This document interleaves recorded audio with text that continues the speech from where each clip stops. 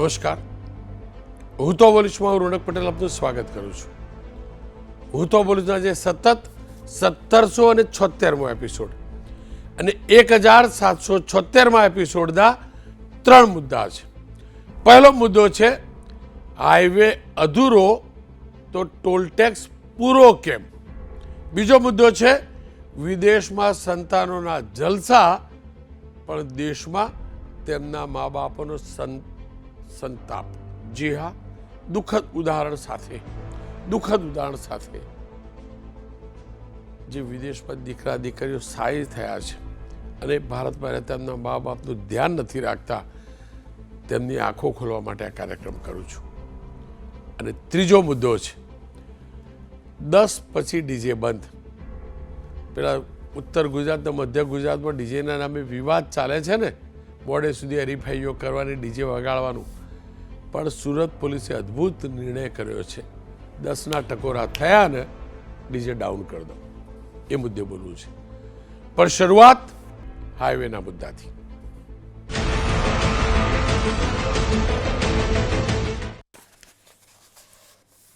National highway ઓથોરિટીને લગતો આ મુદ્દો છે. આપ તમામને જાણીને આશ્ચર્ય થશે, તાજેતરમાં જ નેશનલ હાઈવે ઓથોરિટી એટલે કે એ મંત્રાલય તરફથી સંસદમાં જે આંકડા આપવામાં આવ્યા છે ટોલ ટેક્સના, એ પ્રમાણે ગયા વર્ષે એટલે કે નાણાકીય વર્ષ 24-25માં આપણા ગુજરાતમાંથી 5450 કરોડ રૂપિયાનો ટોલ ટેક્સ વસૂલાયો છે. એટલે કે આપણા ગુજરાતના જેટલા પણ નેશનલ હાઈવે પરના ટોલ બૂથ છે એની ઉપર 5450 કરોડ રૂપિયા ટોલ ચૂકવાયો છે. જેમાં ગુજરાતનું ભરથાણા દેશનું સૌથી મોટું કમાઉ ટોલ પ્લાઝા છે. ગયા વર્ષે ભરથાણા ટોલ પ્લાઝાથી 472 કરોડ રૂપિયાનો ટોલ ટેક્સ વસૂલાયો. છેલ્લા 5 નાણાકીય વર્ષમાં આ ટોલ નાકા ઉપર 2118 કરોડ રૂપિયા 2118 કરોડ .39 લાખ રૂપિયા ચૂકવાયા છે. Bharthana toll plaza national highway 48 પર વડોદરા અને ભરૂચની વચ્ચે આવ્યો છે. હવે 2800 કરોડ રૂપિયા ચૂક્યા હોય ને તો સોનાનો રોડ થવો જોઈએ. રોડ કેવો છે તમે જાણો, જાજુ બોલવું નથી. રાજ્યનું બીજા નંબરનું ટોલ પ્લાઝા છે 84 સુરતનું, જ્યારે ત્રીજા નંબર છે વાસદ ટોલ પ્લાઝા. ટોલ ટેક્સની કરોડો રૂપિયાની આવક છતાંય મારા ગુજરાતના નેશનલ હાઈવેની સ્થિતિ કેવી છે આપણે જાણીએ છીએ. એક સમય હતો હાઈવે માટે ગુજરાત મોડેલ સ્ટેટ હતું. અન્ય પ્રદેશના લોકો ગુજરાતમાં પ્રવેશતા ને એમની આંખો અંજાઈ જતી કે વાહ, રોડ હોય તો આવા, હાઈવે હોય તો આવો. ઈર્ષ્યા કરતા કે અમારા પ્રદેશમાં આવા હાઈવે ક્યારે બનશે. સ્થિતિ બદલાઈ છે. રાજસ્થાનથી આવતા લોકોને પૂછજો, મધ્યપ્રદેશમાંથી ગુજરાતમાં પ્રવેશતા લોકોને પૂછજો, મુંબઈથી મહારાષ્ટ્રથી આવતા ગુજરાતમાં આવતા વાહન ચાલકોને પૂછજો. તમામનું કહેવું એમ છે કે ગુજરાતમાંથી પહેલાં બહાર નીકળતા ને એટલે ઊંઘ નહોતી આવતી, કારણ કે ખાડા ટેકરા શરૂ થતા હતા. હવે બહારના પ્રદેશમાંથી ગુજરાતમાં આવીએ છીએ એટલે ઊંઘ ઉડી જાય છે. આ સ્થિતિ કેમ છે? મારા ગુજરાત સાથે પરોક્ષ રીતે અન્યાય કેમ છે હાઈવે ઓથોરિટી દ્વારા, એ મુદ્દે બોલવું છે. અને એનું ઉદાહરણ રાજકોટ ગોંડલ જેતપુર 6 લેન પ્રોજેક્ટ છે. રોડ હતો જ, નવી કોઈ જમીન એક્વાયર નહીં કરવાની, 4 લેન હાઈવે હતો. એનું વાઇડનિંગનું કામ, રોડ હતો એને એક 4 લેન એને 6 લેન કરવાનું, જાજુ લાંબુ નહીં, માત્ર 67 કિલોમીટર, 1204 કરોડ રૂપિયાનું 6 લેન હાઈવેનું કામ જૂન 2024માં પહેલાં પૂરું થવાનું હતું, જે હજુ સુધી પૂરું થયું નથી. હવે મિનિસ્ટ્રી ઓફ ટ્રાન્સપોર્ટ અનુસાર રાજકોટ ગોંડલ જેતપુર નેશનલ હાઈવેનું કામ સપ્ટેમ્બર 26માં પૂરું કરવાનો ટાર્ગેટ છે. કામમાં વિલંબ થાય, બરાબર છે, થાય. દિલ્હીથી મુંબઈ સુધીનો આખો નવો હાઈવે મોટા ભાગે બની ગયો, પણ મારો 4 લાઈનનું 6 લાઈન કરવાની તો તકલીફ. સોમનાથ જવું હોય રોડથી, પોરબંદર જવું હોય રાજકોટ પછી આગળ વધવું હોય સૌરાષ્ટ્રમાં તો આ રોડ આપણે વાપરીએ છીએ. કામ ક્યારે શરૂ થયેલું? 2022માં ઓગસ્ટ 2022માં થયેલો આ પ્રોજેક્ટ હજી સુધી 60% કામ પૂર્ણ નથી થયું. રોજ લાખો વાહનો ત્યાંથી પસાર થાય છે, ટ્રાફિક જામ થાય છે, દુનિયાભરની માટી ઉડે છે, તમામના ટાઈમ ટેબલ ખોરવાય છે, અનેક ઠેકાણે ડાયવર્ઝન આપ્યા છે પણ ડાયવર્ઝન માટેનો રોડ પ્રોપર નથી, દુનિયાભરના ખાડા છે. પ્રોજેક્ટનો વિલંબ જે થયો એ માટે કોન્ટ્રાક્ટરે પહેલાં 25 લાખની પેનલ્ટી પણ અપાઈ. પ્રશાસન અનેક ટેકનિકલ કારણો આગળ લાવે છે.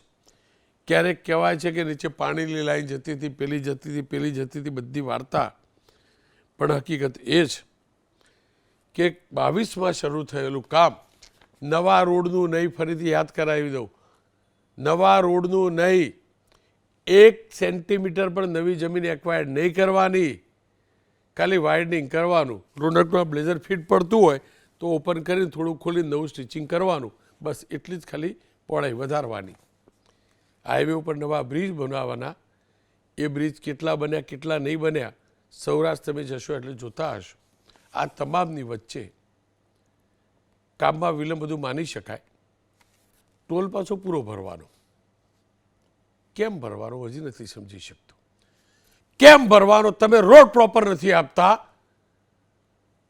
મારા વાહનો ખરાબ થાય છે, અમારો સમય બરબાદ થાય છે. ગડકરી સાહેબ, આપ તો વારંવાર કહેતા રહ્યા છો રોડ અચ્છે ચાહીએ તો ટોલ ભરના પડેગા.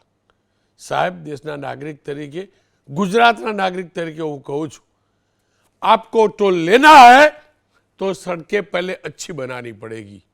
બહારના પ્રદેશ જોડે મારે કોઈ લેવા દેવા નથી અને એટલે જ ધ્યાનમાં લાવવા માટે આ કાર્યક્રમ હું કરી રહ્યો છું. ચોમાસા દરમિયાન કેવા રોડ પસાર, કેવા હાલત થાય છે આપણે જાણીએ છીએ. એમાં જાજુ પડવું નથી ત્યારે પૂરો ટેક્સ લેવામાં આવે. આજે મેં વાત કરી પેલા સૌથી વધુ ભરથાળા ટોલ નાકું ના નાકું, ત્યાં પહોંચતા કેટલા કલાકો થાય છે આપણે જાણીએ છીએ. તો એ પેલું ફાસ્ટેગ આવે એટલે ટું બોલી સીધા પૈસા કપાઈ જાય. આવું તો ના હોય ને ભાઈ. ગુજરાત સદ્ધર છે, ગુજરાતીઓની મહેનતના કારણે છે. ગુજરાત દેશની તિજોરીમાં ચોક્કસથી સહયોગ આપીને આપવો જોઈએ, પણ સગવડ પણ ગુજરાતને મળવી જોઈએ. રોડ પૂરો ન થયો હોય, ખાડા હોય, તમે ટોલ વસૂલો એ ન ચાલી શકે. સરકારે નીતિ બનાવવી પડશે. અગાઉ આ કાર્યક્રમ હું કરી ચૂક્યો છું, વારંવાર કરીશું જ્યાં સુધી આ સ્થિતિ નહીં સુધરે ત્યાં સુધી. લલિતભાઈ વસોયા કોંગ્રેસના નેતા છે, મયંકભાઈ નાયક રાજ્યસભાના સભ્ય છે, અમિતભાઈ ગિલાણી કમિટી મેમ્બર છે Akhil Gujarat truck and transport એસોસિએશનની. અમિતભાઈ, આપનાથી શરૂઆત એટલા માટે કરીશ કે આપ ટ્રાન્સપોર્ટર છો, એસોસિએશન ચલાવો છો. અગાઉ આપણે ચર્ચા કરી ચૂક્યા છીએ. તમારા ડ્રાઈવર્સ વાહનો લઈને જતા હશે, અન્ય પ્રદેશમાં પણ જતા હશે, મેં કહ્યું સૌરાષ્ટ્રવાળા રસ્તે પણ જતા હશે. એ બધાનું શું કહેવું છે?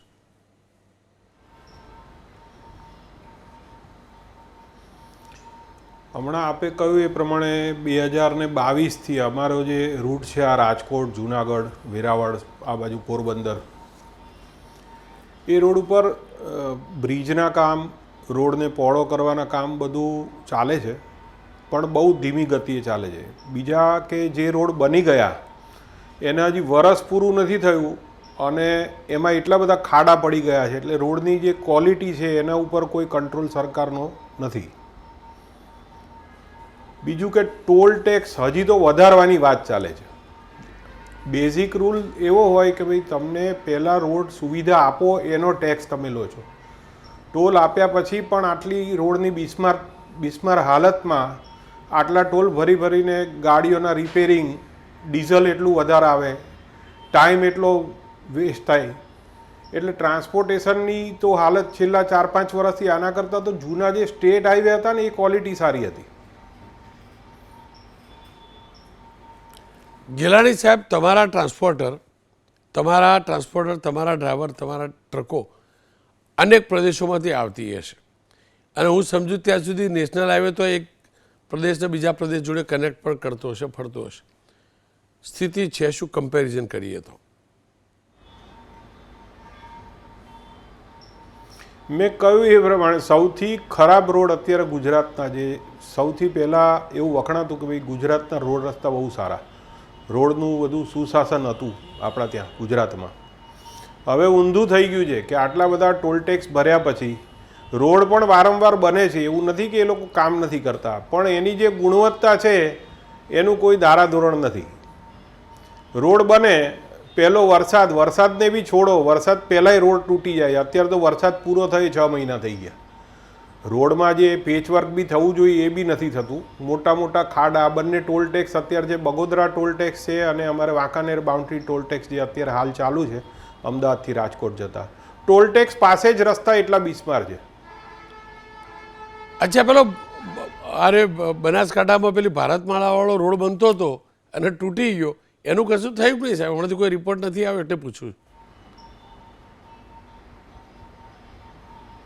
ના, એનો કોઈ રિપોર્ટ નથી આવ્યો હજી. એવું છે, ખાડા જ છે હજી? એ ખાડા જ છે હજી. અને અમિતભાઈ, આપ શું માનો છો, આ સ્થિતિમાં ટોલ ભરવો જોઈએ કે નહીં? સરકારે શું કરવું જોઈએ? તમે એસોસિએશન તરફથી કયા પ્રકારની રજૂઆત કયા લેવલે કરી?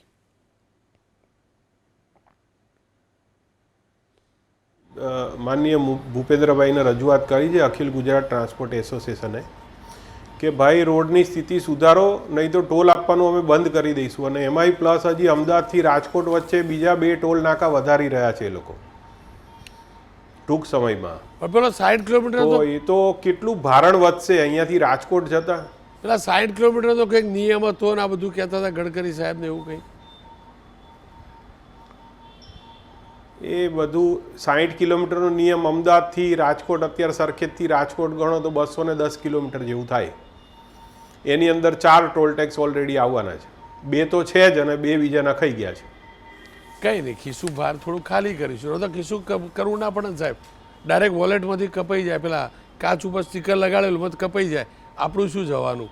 ખેર, આપ જોડાયેલા રહેજો. પણ સામે ફેસિલિટી મળવી જોઈએ ને. ટોલ ટેક્સ તો લોકો આપે જ છે, પણ સામે એવા રોડ રસ્તા બી હોવા જોઈએ ને, સુવિધા તો હોવી જોઈએ ને. અચ્છા, પેલું બધું લખેલું હોય કે એમ્બ્યુલન્સ 24 કલાક હોય, ટો કરવાવાળી વ્હીકલ 24 કલાક હોય, ટોલ બુથ ઉપર ટોયલેટ બાથરૂમ પ્રોપર હોય, આ બધું હોય છે ખરું? ડ્રાઈવર શું કહે?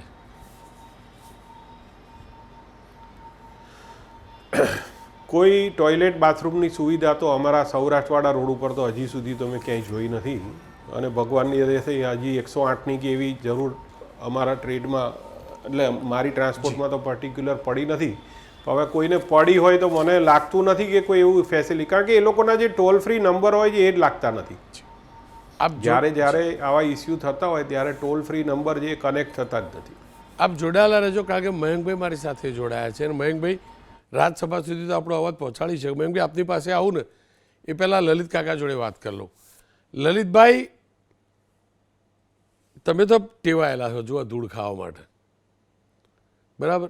અને સમયની કિંમત થોડી હોય, કિંમત તો પેલું સ્ટીકર લાગ્યું હોય કપાય એની હોય. અને હવે ટેવાઈ ગયા છો ને, તમારે સોમનાથ જવાનું હોય તો ખબર હોય જ કે આટલા વહેલા જવાનું.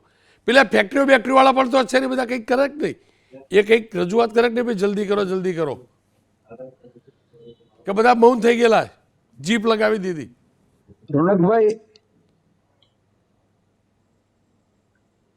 રોનકભાઈ, જેતપુરથી લઈ અને રાજકોટ સુધીનો જે નવો 6 લાઇન રોડ બને છે એ ફક્ત 66 કિલોમીટરનો રોડ છે. અને તમે કીધું એમ વાઇડિંગ કામ કરવાનું છે, પરંતુ હજુ પણ 2024માં આ કામ પૂર્ણ થવાનું હતું. આજની તારીખમાં 52% કામ પૂર્ણ થયું છે. રાજકોટ કલેક્ટરે, રાજકોટની પ્રજાએ, વાહન ચાલકોએ, સાપર વેરાવળના વેપારીઓએ આંદોલનો કર્યા. તમે પણ ટ્રાફિકના મુદ્દા ઉપર તમારી જ, હું તો બોલીશ, ડિબેટની અંદર હું બેઠો અને ત્યારે પણ ચર્ચા થઈ કે જે સર્વિસ રોડ આપવામાં આવ્યા છે રોનકભાઈ, સર્વિસ રોડની હાલત એટલી બધી કંડમ છે અને એને કારણે ટ્રાફિક સમસ્યા ઊભી થાય છે. હું ધોરાજીથી જૂના રોડ ઉપર રાજકોટ 1 કલાક ને 10 મિનિટમાં 100% પહોંચી જતા હતા અમે. એને બદલે અત્યારે ક્યારેક 2.5 કલાક, ક્યારેક 2.25 કલાક જેવો સમય લાગે છે. અને એ લાગવા પાછળનું કારણ એ છે રોનકભાઈ કે સર્વિસ રોડ એકદમ કંડમ હાલતની અંદર છે. રાજકોટ કલેક્ટરે મીડિયા સામે આવીને દબંગગીરી આંદોલન વખતે બતાવી હતી, 25 લાખ રૂપિયાની પેનલ્ટી કરી હતી. ત્રીજે દિવસથી રાજકોટ કલેક્ટરની દબંગગીરી ક્યાં ગઈ એ આ બાજુના લોકોના મનની અંદર સવાલ થાય. મારે આજે આ ડિબેટમાં બેસવાનું હતું એટલે મેં 1-2 અધિકારીઓ સાથે રોનકભાઈ માહિતી લેવા માટે ફોન કર્યા કે ભાઈ કઈ વિશેષ માહિતી હોય તો તમે આપો. એક નિવૃત્ત અધિકારી સાથે વાત કરી રોનકભાઈ, એમનું હું નામ નહીં આપું, પણ એને મને કીધું કે કલેક્ટર પણ આમાં કઈ નહીં કરી શકે, નેશનલ હાઈવે ઓથોરિટી પણ કઈ નહીં કરી શકે. ગુજરાતના ભાજપના ભૂતપૂર્વ પ્રભારી એ જે આ કંપનીનો કોન્ટ્રાક્ટ છે, કંપનીમાં સત્તાવાર રીતે ભાગીદાર છે. હવે રોનકભાઈ મા પીરસનાર અને મામાની ઘીરે જમણવાર હોય, કોન્ટ્રાક્ટર ભાજપના નેતા છે. હું દાવા સાથે કહું છું, એ ભાઈએ મને કીધું, હું કોઈનું રેકોર્ડિંગ નથી કરતો, પણ ગુજરાત ભાજપના પ્રભારી રાજસ્થાનના જે હતા એ રાજસ્થાનની કંપનીનો કોન્ટ્રાક્ટ છે અને એનો દીકરો આ કંપનીની અંદર સત્તાવાર રીતે ભાગીદાર છે. તો આમાં રોડના કામ ક્વોલિટીના ક્યાંથી થાય અને ઝડપી ક્યાંથી થાય? 2024માં કામ પૂરું કરી દેવાનું હતું રોનકભાઈ, હમણાં 2026 આવી જશે. પ્રજા ખરેખર હેરાન થઈ રહી છે. અને ટ્રાફિક માટે રોનકભાઈ તમે પણ મારી જેમ બરાડા નાખીને કીધું હતું કે ટ્રાફિકની સમસ્યા છે, 108 એમ્બ્યુલન્સો નીકળવાની તકલીફ પડે છે.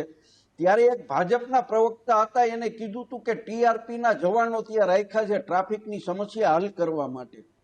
અને ત્યારે મેં કીધું હતું કે ભાઈ હું આજે જ રોડ ઉપરથી નીકળો છું, કોઈ જગ્યાએ ટ્રાફિક નિયમન માટે નહોતા. આજની તારીખમાં દાવા સાથે કહું છું કે જ્યાં સુધી રોડનું કામ પૂરું ન થાય, કલેક્ટરની હાજરીમાં મિટિંગમાં નિર્ણય લેવાતો કે ટ્રાફિકના જવાનો ત્યાં ઉભા રહેશે. રોનકભાઈ દાવા સાથે કહું છું કે એક પણ જગ્યાએ ટ્રાફિકનો જવાન રહેતો નથી. હું આજે જ રાજકોટથી આવ્યો, ભલે આજે ટ્રાફિક ઓછો હતો એટલે શનિવાર હતો, હું 2.5 કલાક મારે રાજકોટથી અહીંયા પહોંચતા થઈ. અને ટોલ ભરવાનું ચાલુ બંધ?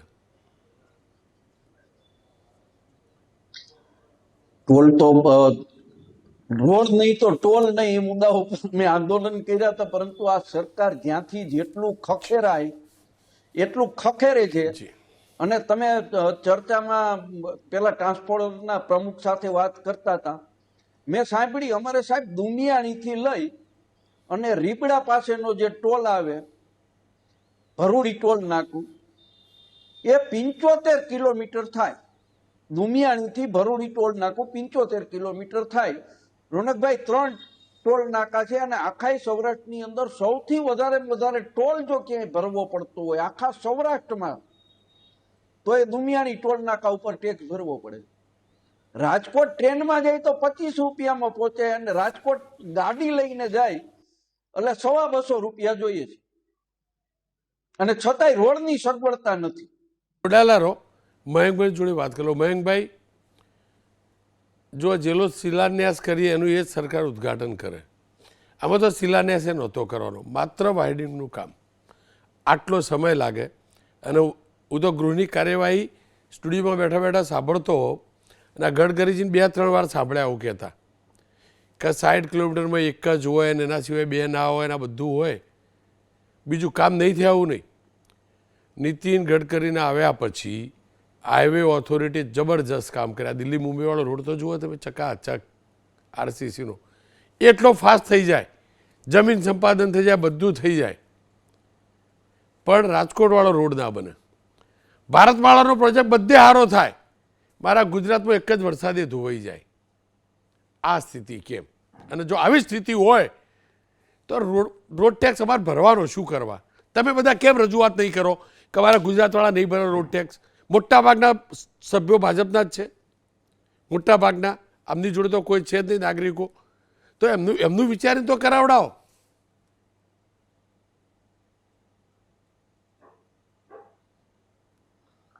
રોનકભાઈ, પહેલાં તો તમારો ખૂબ ખૂબ આભાર કે આ પ્રશ્ન આપણે આજે ચર્ચામાં લીધો છે.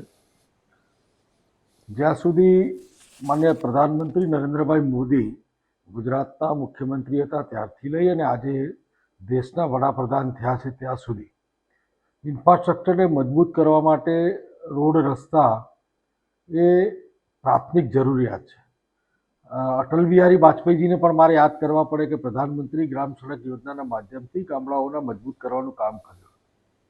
આજે જે ટોલ રોડની આજની વાત છે કે ટોલ હજી રોડ રાજકોટવાળો રોડ બન્યો નથી અને એની પર ટોલ ઉઘરાવાય છે. તો રોડનું કામ આપે કહ્યું કે જે બોમ્બે દિલ્હી હાઈવે કોરિડોર બનાવવો જોઈએ. એ બોમ્બે દિલ્હી હાઈવે જે કોરિડોર છે એ ઇન્ડિવિજ્યુઅલ જમીન સંપાદન કરીને રોડ બનાવવાનું હોય ત્યારે એ એકલ જ કંપની કામ કરતી હોય ત્યારે એને બીજી કોઈ અગવડ સગવડ રહેતી નથી. પરંતુ જ્યારે ટ્રાફિક સાથે કામ કરવાનું વાઇડનિંગનું ત્યારે કેટલીક તકલીફો રહેતી હોય છે. આ રાજકોટ વાળો જે રોડ છે એમાં વિલંબ ચોક્કસ થયો છે અને સરકારે ત્યાંની જનતાની જ્યારે અવાજ આવ્યો ત્યારે સરકારે એની પર પગલાં પણ લીધા હતા, એને નોટિસ પણ ફટકારી હતી, એને દંડ પણ કર્યો હતો અને એને ટાઈમ આમાં કેવું છે ટેન્ડરની પણ કેટલીક શરતો હોય છે રોનકભાઈ કે ટેન્ડરની અંદર કોઈ કોન્ટ્રાક્ટર સાથે એની શરતો સાથે કામ કરવું પડતું હોય. મારે તમને આજે યાદ કરવું પડે કે શામળાજીથી જ્યારે અમદાવાદ ગાંધીનગર ચિલોડા સુધીનો રસ્તો હતો તો ઘણા વર્ષો સુધી બંધ રહ્યો કારણ કે કોન્ટ્રાક્ટર જે હતો એ કામ નહોતા કરતા. તો સરકારે પછી બીજા કોન્ટ્રાક્ટરોને અંદર નાખી અને રોડ પૂરો કરાવ્યો. એટલે સરકારનો ઈરાદો રોડ બનાવવાનો છે, એના માટે બજેટ પણ ફાળવ્યું છે. સવાલ ટોલ ટેક્સ, તો ટોલ ટેક્સમાં પણ 25% જેટલી રાહત સરકારે આપી છે. કુલ મિલાઈને ગુજરાતની અંદર અત્યારે 23,000 કરોડ કરતાં પણ રોડના કામ નેશનલ હાઈવેના ચાલુ છે. આ રાજકોટના રોડ અંગેની આજે જે માહિતી આપે દર્શકો સમક્ષ આજે મૂકી છે, લલિતભાઈ અને અમિતભાઈની પણ વાત સાચી છે. અમિતભાઈ એવું કહ્યું કે ટ્રાન્સપોર્ટરો, તો બીજી વસ્તુ એવી સિક્કાની બીજી બાજુ એ છે કે ગુજરાતના જે વાહનો છે એમાં પણ જે વધારો થાય છે. આજે જે જગ્યાએ દરેક ઘરમાં લગભગ એવરેજ એક વ્હીકલ થઈ ગયું એટલે વાહનનો ફ્લો પણ એટલો જ જવાબદાર છે, જેને કારણે રોડની અંદર ટ્રાફિકની સમસ્યા રહે છે. અને વરસાદનું આખું જે તંત્ર છે, તમે ચેન્જ ઓફ ક્લાઇમેટ ચેન્જ છે એના કારણે વરસાદના લીધે પણ અસરો થતી હોય છે. એટલે કોઈ વાર જે સોઇલ ટેસ્ટ હોય એમાં કોઈ જગ્યાએ સોઇલ ટેસ્ટમાં એ જગ્યામાં તકલીફ થઈ હોય તો રોડના ધોવાણ થતા હોય. પણ માન્ય મુખ્યમંત્રી ભૂપેન્દ્રભાઈ પટેલ આ બાબતે બિલકુલ સજાગ રહી અને તૂટેલા રોડનું પેચિંગ વર્ક તાત્કાલિક થાય. અને જ્યાં રાજકોટ વાળો જે રોડ છે એ સમસ્યા આજે છે એની પણ અમે સાથે મળીને રજૂઆત પણ કરીશ એવી હું તમને ખાતરી પણ આપું છું. અને જલ્દીમાં જલ્દી પૂરો થાય એની માટે આપણે બધા જ અમે સાથે મળી રાજ્ય સરકારમાં રજૂઆત કરીને કેન્દ્ર સરકારમાં પણ રજૂઆત કરી અને આ અંગેમાં જલ્દી ઉકેલ આવે એ માટે પ્રયત્ન પણ કરીશું. મયંકભાઈ, જો આપ તો જમીનના માણસ છો, આખા ગુજરાતનું ભ્રમણ કરો છો, અમિતભાઈ પોતે નહીં જતા એમના ડ્રાઈવરો જતા હશે, ઇનપુટ આપતા હશે, પ્રામાણિકતાથી કહેજો જે ફેસિલિટી ટોલબૂથ ઉપર મળવી જોઈએ એ હોય છે ખરી? હોય છે ખરી? અને બીજું આ 60 કિલોમીટર વાળો જે વાત છે, ચોક્કસ એ 60 કિલોમીટર ના હોય તો 2-3 ટોલ નાકા કેમ? 60 કિલોમીટર પણ ના હોય અને પ્લસ આ લોકો જ્યારે બી ઓવરબ્રિજના કામ બધા ચાલતા હોય અમિતભાઈ આવું ત્યારે એ લોકોએ વૈકલ્પિક રસ્તો અમિતભાઈ મયંકભાઈની એક પ્રતિક્રિયા લો. જી મયંકભાઈ. જી, જે 60 કિલોમીટર વાળી વાત માન્ય ગડકરીજી ડંકે કી ચોટ ઉપર કે છે અને એનો અમલ પણ દેશમાં થઈ રહ્યો છે. ક્યાં એમાં ભૂલચૂક થતી હોય તો અમે ધ્યાનમાં ચોક્કસ મૂકીશું કે એને ફરીથી NHIના અધિકારીઓને સાથે રાખી અને એનો અમલ કરાવરાવે. સવાલ છે ત્યાંના ટોયલેટ બ્લોક હોય કે એમ્બ્યુલન્સ સર્વિસ હોય તો એનો પણ એમ્બ્યુલન્સ સર્વિસ તો ત્યાં હોય છે. ટોયલેટ બ્લોકમાં સફાઈ રહેશે કે નહીં એની ચકાસણી ચોક્કસપણે ટોલની કંપનીએ કરવી પડતી હોય છે. પરંતુ વધુમાં વધુ પેસેન્જરો ત્યાંથી જતા હોય એટલે કદાચ મેન્ટેન નહીં થતું હોય તો એ પણ હું ત્યાં NHIના અધિકારીઓ જે તે સંબંધિત વિસ્તારના અધિકારીઓને ધ્યાનમાં મૂકી, મંત્રાલયમાં ધ્યાનમાં મૂકી અને આ પ્રકારની વ્યવસ્થા થાય કે ભાઈ જો ટોલ બૂથના ટોયલેટ બ્લોક સાફ નહીં હોય તો એમને પણ કેવી રીતે સાફ રાખવા જી. એના માટે સરકાર કઈ રસ્તો કરી, પેનલ્ટી કરી અને જે વાહન ચાલકો છે એમને આ સુવિધા ઉપલબ્ધ કરાવે એવી ચોક્કસ પ્રજાની જે લાગણી અને માગણી છે અને એનો અધિકાર છે એને મળવો જોઈએ, એ માટે હું પ્રયત્નશીલ રહીશ. મયંકભાઈ, આપનો ખૂબ ખૂબ આભાર. અમિત, આપ કંઈ કહી રહ્યા હતા? જ્યારે પણ રોડમાં કામ ચાલતા હોય ઓવરબ્રિજના કે એવી રીતે, તો બાજુમાં વૈકલ્પિક રોડ જે છે એ પહેલાં પ્રોપર એ લોકોએ કરી રાખવો પડે, કારણ કે યાતાયાત તો ચાલુ રહેવાનું, કામ બી ચાલુ રહેવાનું છે. પણ એ રસ્તા એ લોકો બાજુમાં જે સર્વિસ રોડ કે ડાયવર્ઝન જે કંઈ તમે કહો એ પ્રોપર એ બનાવતા જ નથી. એની પહેલાં તો રોડ પેલો બંધ કરી દે, બ્રિજ જે બનાવવાનો હોય ત્યાં બધું ખોદકામ ચાલુ થઈ જાય. એટલે અનનેસેસરી ટ્રાફિક થયા જ કરે છે. અમદાવાદથી જુનાગઢ, અમદાવાદથી રાજકોટ, તમે અત્યારે જેમ રાજકોટથી જુનાગઢ જવાનું હોય એટલે એ રસ્તો પહેલાં 1-1.25 કલાકમાં, 1.5 કલાકમાં માણસ પહોંચી જતો હતો. અત્યારે આ બધા રોડના કામના હિસાબે 3 કલાક, 4 કલાક, કોઈ નક્કી નહીં કે કેટલા વાગે તમે ત્યાં પહોંચો એમ. હવે આ વસ્તુ રોજબરોજની છે. એક વખત એની વ્યવસ્થા વૈકલ્પિક કરી નાખે, પ્રોજેક્ટ આટલો બધો ડીલે થયો છે તો એના માટે સરકાર પાસે જવાબ માગવાનો છે કે ભાઈ આટલો બધો ડીલે કેવી રીતે થાય પ્રોજેક્ટ? આ 66 કિલોમીટરનો રોડ બનતા 4-5 વર્ષ એવી કઈ મજબૂરી છે? એવા શું એની અંદર કોમ્પ્લિકેશન્સ છે? કયા પ્રશ્નો છે કે જે તમે સોલ્વ નથી કરી શકતા એને? આપ ત્રણેયનો ખૂબ ખૂબ આભાર. લલિત કાકા, તમારા ત્યાં જનપ્રતિનિધિઓ જે હોય ને, કહી દો, કહી દો. 1 મિનિટ મને ટાઈમ આપો ને રોનકભાઈ. આ તમારો ટાઈમ. રોનકભાઈ, આના પછી તમે એક મુદ્દો લો. મારી ધોરાજી ઉપલેટાની જનતા અત્યારે એવી પીસાઈ રહી છે કે દુમિયાણી ટોલ નાકાથી લઈ અને જેતપુર પીઠડિયા ટોલ નાકું તમે ગૂગલમાં સર્ચ કરો, ફક્ત 31 કિલોમીટર છે. એ 31 કિલોમીટરની અંદર 2 ટોલ નાકામાં 150 રૂપિયા, 165 રૂપિયા ટોલ વસૂલવામાં આવે છે. રોનકભાઈ, ખરેખર તમારે પ્રજા માટે આ મુદ્દો, હું તમને વિનંતી કરું છું કે આના પછી આ મુદ્દો આપ લો. પણ હું તો લઈશ, પણ તમારે ત્યાંથી દ્વારકાવાળા સાંસદ આવતા હશે, પોરબંદરવાળા આવતા હશે, એમને કહેજો. અને પોરબંદરવાળા, દ્વારકાવાળા તો તમે મારા કરતાં સારી રીતે જાણો. અને રહી વાત વાઇડનિંગ કરવાની, એ ખાલી પૂછજો મારા વતીએ બધાને કે સોના ચાંદીની પ્લેટો મૂકવાની આટલી વાર લાગે? અહીંયા એમ લખાઈને નથી આવ્યા. હદ થાય છે. 66 કિલોમીટરનો રોડ 6 લેન કરવાનો આટલો સમય જાય. નિર્માલ્યતા નાગરિકોમાં પણ છે, ઉદ્યોગપતિઓમાં પણ છે. ચૂકવો છો, ફેસિલિટી નથી, જાઓ કોર્ટમાં, જાઓ કોર્ટમાં. ટોયલેટ બાથરૂમ યોગ્ય નથી, ફેસિલિટી નથી, લખો ઇનપુટ્સ. આપણે નથી કરવું. મારું શું? કોણ ટ્રાફિકમાં ઊભું રહે? કોણ આ બબાલમાં રહે? હું જરાય નથી કહેતો. હું આંદોલનજીવી કે એક્ટિવિસ્ટ નથી. પણ એ તો હું અપેક્ષા રાખું ને, ક્યાંક અન્યાય થતો હોય, ક્યાંક રૂપિયા ચૂકવવા છતાં પણ એ ફેસિલિટી ન મળતી હોય, તો આપણે યોગ્ય રીતે, યોગ્ય પ્લેટફોર્મ, યોગ્ય વ્યક્તિઓ આગળ અવાજ તો ઉઠાવીએ કે ન ઉઠાવીએ? ગુજરાતી છીએ, કમાઈએ છીએ, દેશને આપીએ ચોક્કસથી. પણ એનો મતલબ એ ન હોઈ શકે ગડકરી સાહેબ ખાડા ટેકરામાં અમે કૂદકૂદ કરીએ. કરોડરજ્જુ અમારી પણ હાડકાવાળી છે, બાકીના પ્રદેશના લોકોની પણ હાડકાવાળી છે. અમારા રૂપિયા પણ આરબીઆઈએ છાપ્યા છે, બીજા લોકોના રૂપિયા પણ આરબીઆઈએ છાપ્યા છે. અમારા વાહનમાં પણ એ સ્પેર પાર્ટ છે જે તૂટી શકે, ખાડા પડે તો, બીજાના પણ એ જ પ્રકારના છે. એટલે મહેરબાની કરીને થોડુંક ધ્યાન આપજો. તમારી બાજુના પ્રદેશના છે, દુનિયાની પાડોશી છીએ. હું તો બોલીશમાં વાત અનેક મુદ્દાની મુદ્દો છે. વિદેશમાં સંતાનોના જલસા, દેશમાં મા બાપનો સંતાપ.